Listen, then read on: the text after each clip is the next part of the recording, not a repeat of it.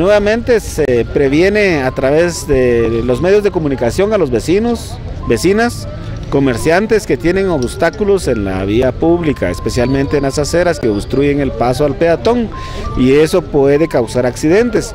Entonces,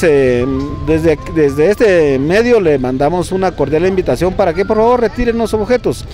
En caso contrario, van a ser llevados al juzgado de asuntos municipales, luego a un depósito en donde se impondrá una multa que prevé el artículo 151 del Código Municipal. Estas prevenciones se reiteran y se hacen constantemente, se ha vuelto un círculo vicioso. Al parecer como que no se quisiera avanzar en el asunto, pero nuevamente hacemos el llamado, ya que estamos iniciando este año, para que dejen expedita tanto las aceras como las calles, que a veces las invaden algunos comerciantes, no son todos, y los pocos que lo hacen pues no se ve bien.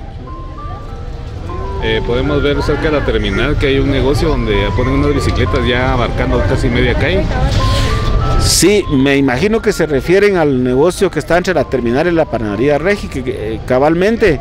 está la petición de un respetable vecino y comerciante, donde él pide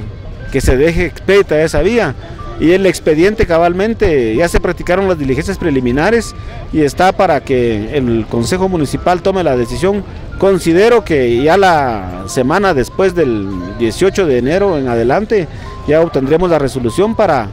recuperar los espacios que lamentablemente el desorden que nos dejaron administraciones anteriores dando la vía pública, eso pues de a todas luces contraviene muchas disposiciones legales.